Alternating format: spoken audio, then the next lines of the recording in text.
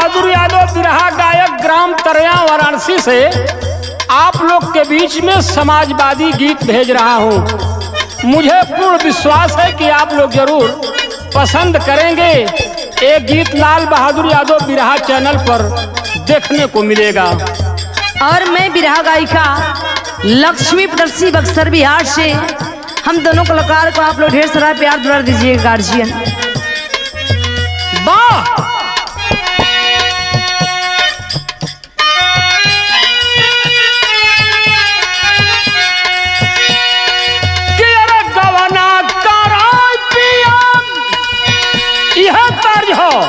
यही तर्ज में कवि जी भाव लिखना है। कैसे कि 2027 में और अखिलेश भैया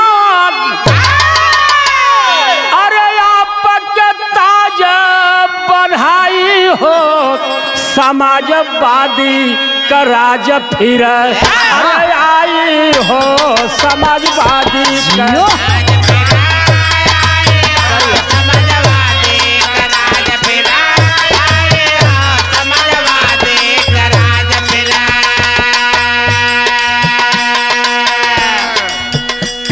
का झंडा गगन में लहराई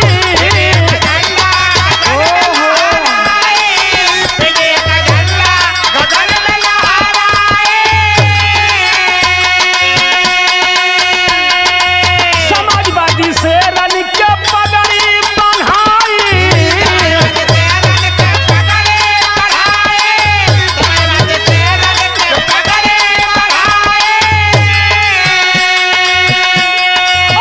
बीजेपी का यूपी में सत्ता न आई अरे अब नहीं ताजा बन्हाई हो समाजवादी का राज फिर आई हो समाजवादी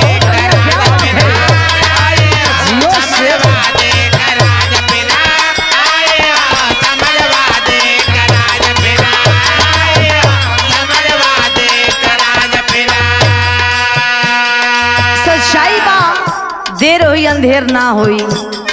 ए भैया दीदी हो आप लोग सचेत हो जाए के हो न तो फिर रोले आँख ना मिली कहना बका भैया। बोली बोली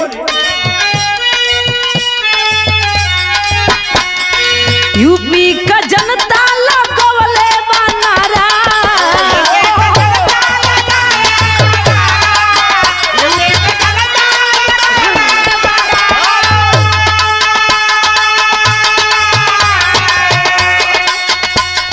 शिवपालो चाचा गरीबवन का प्यारा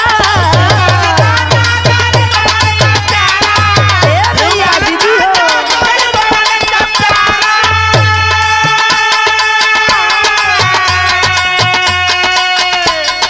जोगी के सत्ता से कट जाई पता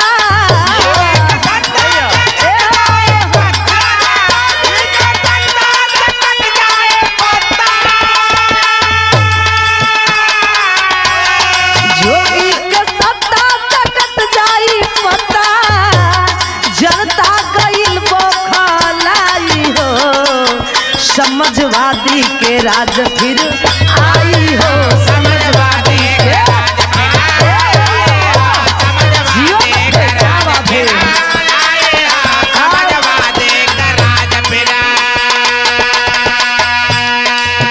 कहना बा अरे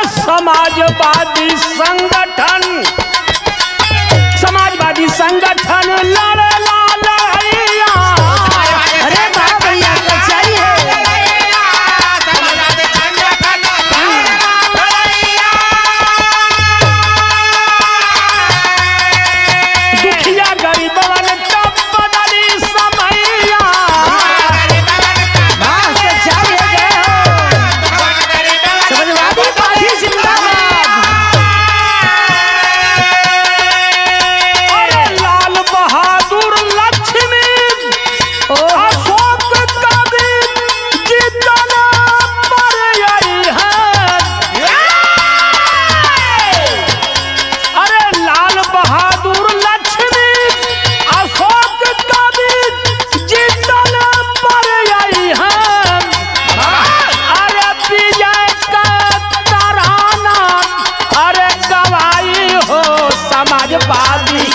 आज फिर आई हो समाज